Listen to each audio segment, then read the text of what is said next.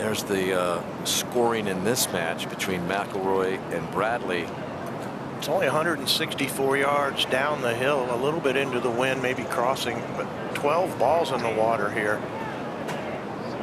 There's no reason for that, Noda. There's so much room to the left. If you hit off that Redan hill on the left, it kicks the ball straight to the right, but still 12 balls went right into the bottom of the lake. 3 up. Yeah, this is a smart line here. Hit a draw away from the hole. If it goes farther, it kicks dead to the right, Noda. That's a great shot right there.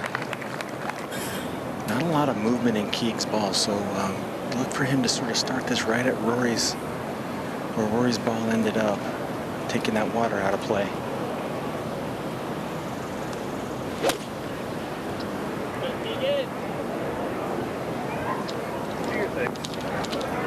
And Bradley well outside. It's going to come down the hill a little bit. That's another one, just about 3 yards farther. It goes almost all the way down.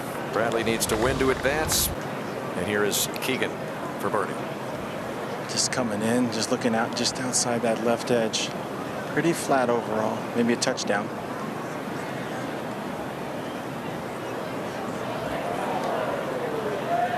Thought it was interesting, Keegan saying that this golf course really didn't fit his eye very well. Zing hasn't had a lot of great success here, as we talked about, but still has a chance here if he can make a comeback on Rory. There's courses like that, you know, it can get to a player's head sometimes. But you get these angles, you don't like it, or you have to play, you know, certain shots you don't care for.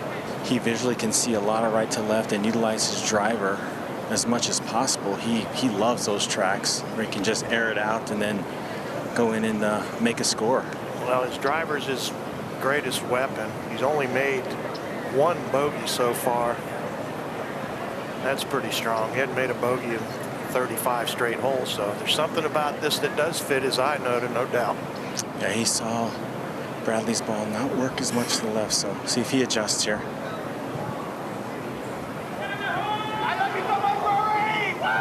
That looking good. Just didn't break at the end.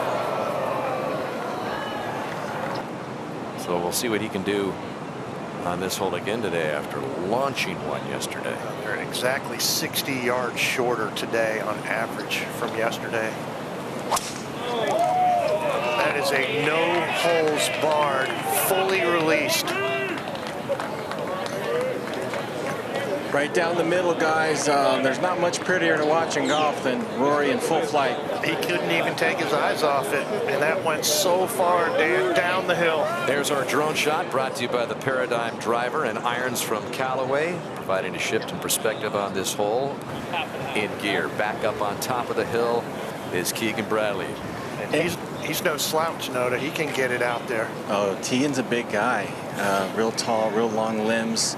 Gets a nice wide arc, great shoulder turn, but most importantly, his ball strike is so solid.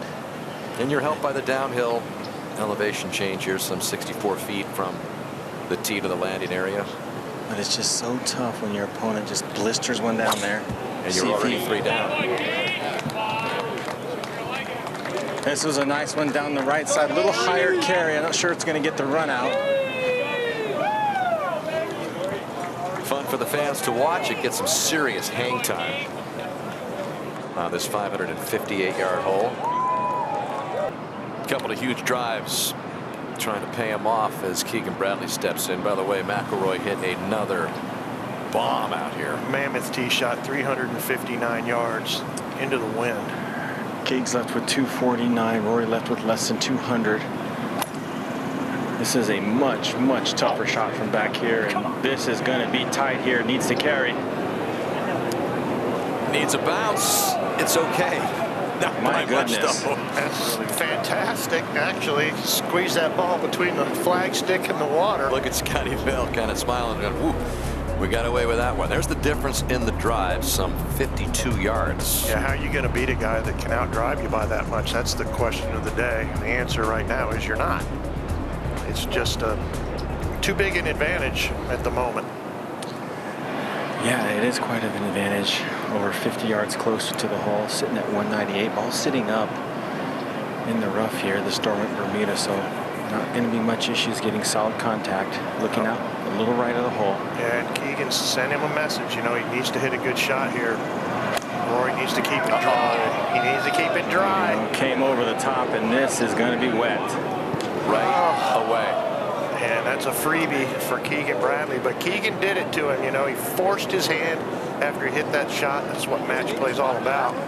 Yeah, he's just in that 60 to 70 yard range, and you know, this is that intermediate zone distance-wise for wedges, Zing, where you know it's all feel. You just try to see your spot, produce the cadence and the swing length that I think you're going to hit your distance. A little bit into the wind makes it kind of fun.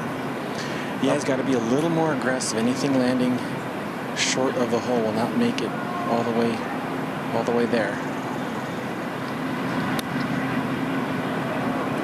Smoked it. I don't know why he didn't like it. He thought he hit it too far. It's just all there is to it. You don't react like that when you hit it online unless you think you hit it too far. And it's exactly pin high. So got a good chance to save par out of it. Yeah, Keegan's putting for eagle. He would have to 3-putt for Rory to have a chance. But yeah, he thought he hit it way too far, and it's perfect, Rory.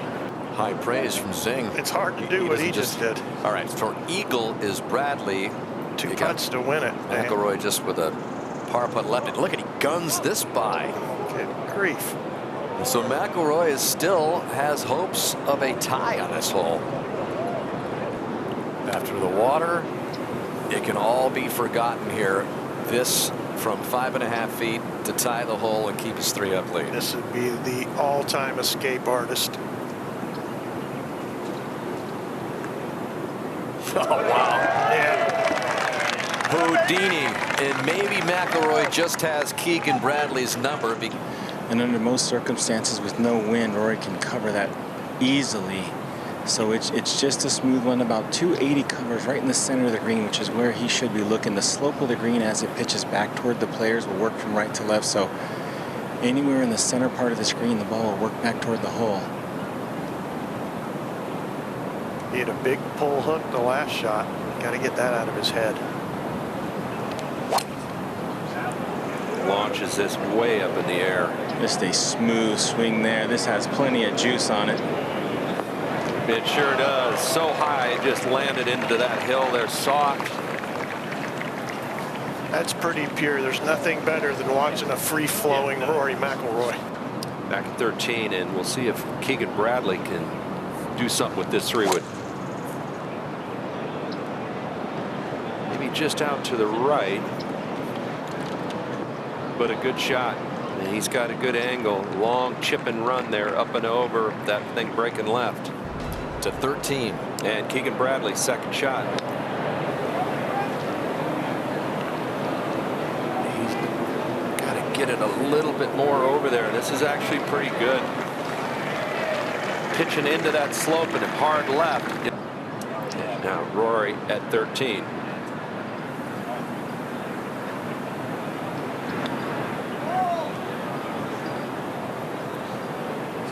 Gonna need to slow down a little bit.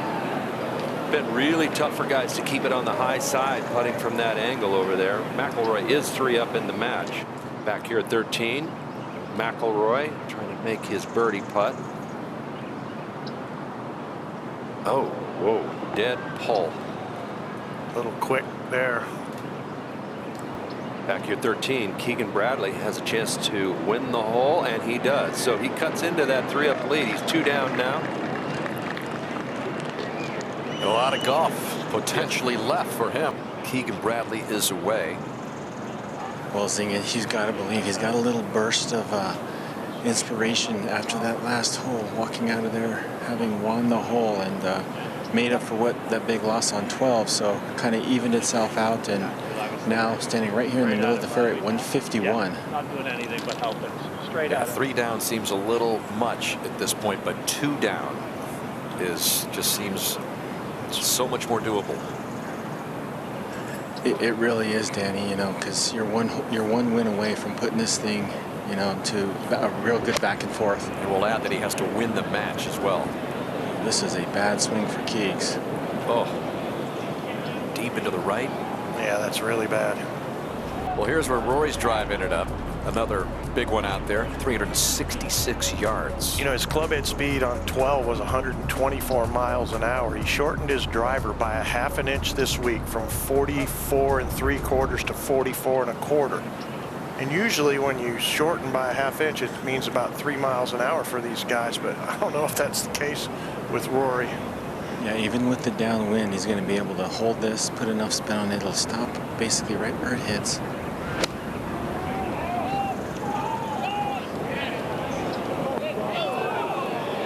Those are the kind of wedges that will separate him from the field.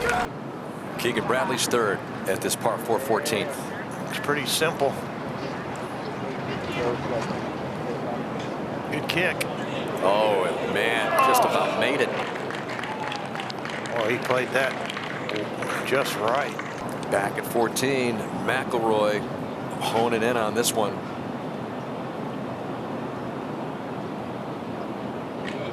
Oh!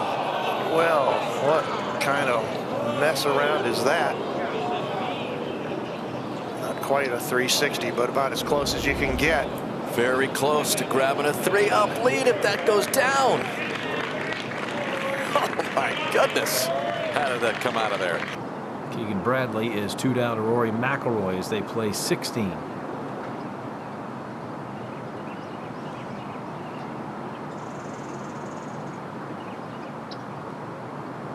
They're playing 15 right now, and that's okay for Keegan.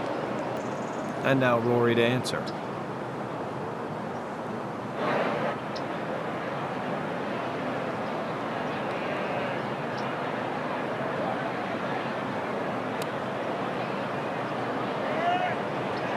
Rory 2 up in the match. And what a shot for Rory. 2 points already. You make that, might be enough to go 3 up with 3 to play. That would give him, assure him the half point. He can't be passed. Scott Stallings can get to 2. Keegan Bradley's got a point and a half.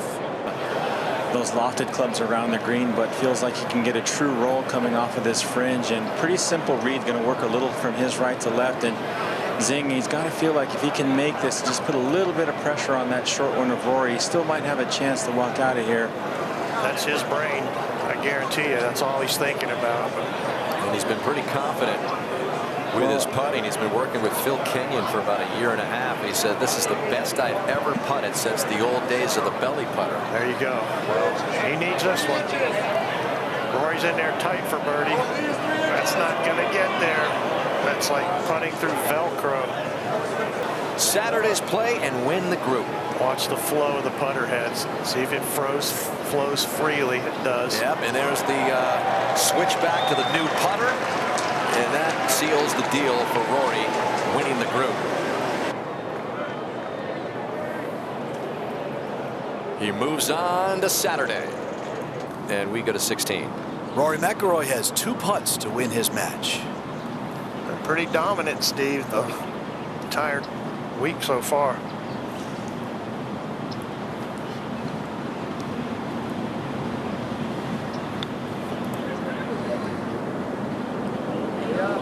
Should do it. Rory was the winner of this event at TPC Harding Park in San Francisco in 2015. The first time this format was used, as he disposes of Keegan Bradley 3-2 today. He becomes the first player since the format change in 2015 to go 3-0 3 times. 2015, 2019, and now. And McIlroy advances to the round of 16 on Saturday morning.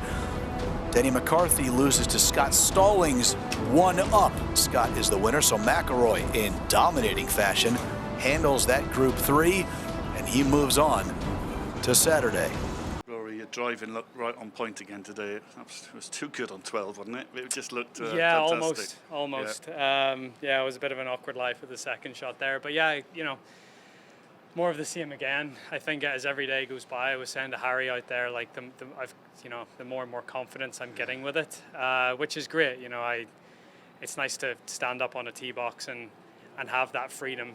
You know, knowing that the club's going to do what it's supposed to do, and the feel of the swing is matching the shape of the ball flight. So Yeah, another great day where, you know, I struck the ball well and sort of got up early, you know, kept pressure on Keegan, and you know, it was nice to get through to the weekend.